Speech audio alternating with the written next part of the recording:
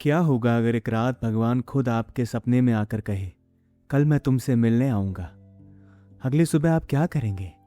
घर सजाएंगे, सबसे अच्छे कपड़े पहनेंगे, या पूरे दिन दरवाजे पर नजर टिकाए उनका इंतजार करेंगे? लेकिन अगर भगवान किसी राजा, किसी देवदूत या किसी चमत्कार की तरह नहीं, बल्कि एक साधारण इंसान के रूप में आए तब? आज की कहानी सिर्फ एक मोची की नहीं है। यह कहानी है इंतजार की, विश्वास की और उस सच्चाई की जो शायद हमारी पूरी जिंदगी बदल सकती है। नमस्कार दोस्तों, आप सुन रहे हैं बंदा बैरागी का रेडियो और मैं आपको सुना रहा हूं लियो टॉलस्टॉय की कालजयी कहानी where love is there God is also. चलिए सुनते हैं। एक छोटे से रूसी शहर की तंग गलियों में एक बूढ़ा मोची रहता था, मार्टिन। उसका छोटा सा कमरा ही उसकी दुकान था। वहीं वह जूते बनाता, वहीं उनकी मरम्मत करता और वहीं अपनी अकेली जिंदगी गुजारता। लेकिन मार्टिन हमेशा ऐसा नहीं था।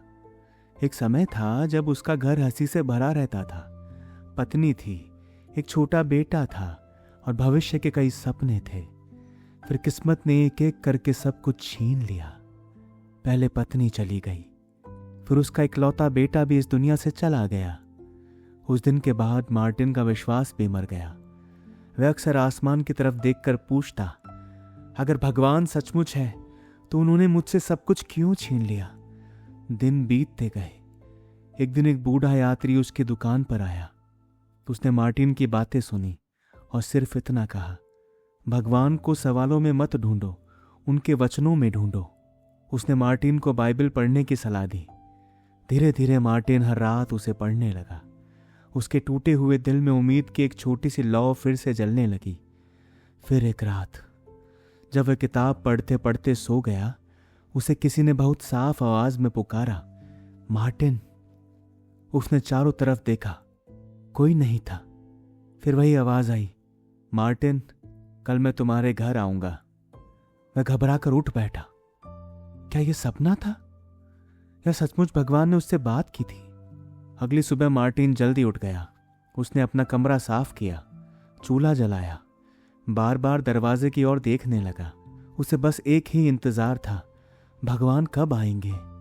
तभी उसने खिड़की से देखा, बाहर एक बूढ़ा आदमी ठंड में कांप रहा था। उसके हाथ बर्फ से सुन्न हो चुके थे।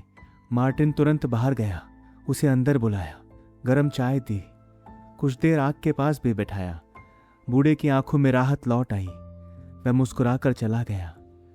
मार्टिन फिर दरवाजे की ओर देखने लगा, शायद भगवान अभी आएंगे। कुछ समय बाद उसने देखा, एक गरीब औरत गोद में छोटे बच्चे को लिए ठंड में खड़ी थी। बच्चा भूख से रो रहा था। औरत के पास पहनने के लिए गर्म कपड़े भी नहीं थे। मार्टिन ने उसे अंदर बुलाया, खाना खिलाया, अपने पुराने लेकिन अच्छे कपड़े उसे दे दिए, यहाँ तक कि कुछ पैसे भी दे दिए ताकि वे अपना सफर जारी रख सके। उस औरत की आंखों में आंसू थे। वह बार बार दुआएं देती हुई चली गई, लेकिन भगवान अब भी नहीं आए। शाम ढलने लगी। तभी बाहर शोर सुनाई दिया। एक छोटा लड़का भाग रहा था। पीछे एक बूढ़ी फल बेचने वाली उसे पकड़ने की कोशिश कर रही थी। लड़के ने उसका एक सेब चुरा लिया था। गुस्से में बूढ़ी औरत उसे पुलिस के हवाले करने वाली थी। मार्टिन बाहर आया। उसने दोनों की बात सुनी, फिर लड़के से कहा, गलती मान लेना इंसान को छोटा नहीं बनाता। लड़के ने माफी मांगी। मार्टिन ने सेब के पैसे खुद दिए और बूढ़ी औरत से कहा, अगर भगवान हर गलती पर हमें सजा देने लगे तो हम में से कौन बचेगा? बूढ़ी औरत का गुस्सा पिघल गया। उसने लड़के को माफ कर दिया। दोनों साथ साथ चले गए। अब रात हो चुकी थी। मार्टिन अकेला बैठा था। उसकी आंखों में निराशा थी। उसने धीरे से कहा, भगवान, आपने तो आने का वादा किया था। तभी कमरे में एक अनोखी शांति फैल गई। उसे लगा जैसे वही बूढ़ा आदमी उसके सामने खड़ा हो। फिर वह गरीब माँ दिखाई दी। फिर वह छोटा लड़का और फल बेचने वाली। एक एक करके सब मुस्कुराए और जैसे प्रकाश में विलीन हो गए। उसी क्षण उसे वह वचन याद आया, जो तुमने मेरे इन छोटे से छोटे भाइयों में से किसी एक के लिए किया, वह तुमने मेरे लिए किया। मार्टिन समझ चुका था, भगवान आए थे, एक बार नहीं 3 बार, लेकिन हर बार एक ज़रूरतमंद इंसान के रूप में। उस दिन के बाद मार्टिन का जीवन बदल गया। उसे अब भगवान का इंतज़ार नहीं करना पड़ता था, क्योंकि उसने सीख लिया था जहाँ प्रेम है, जहाँ करुणा है, वहीं भगवान है।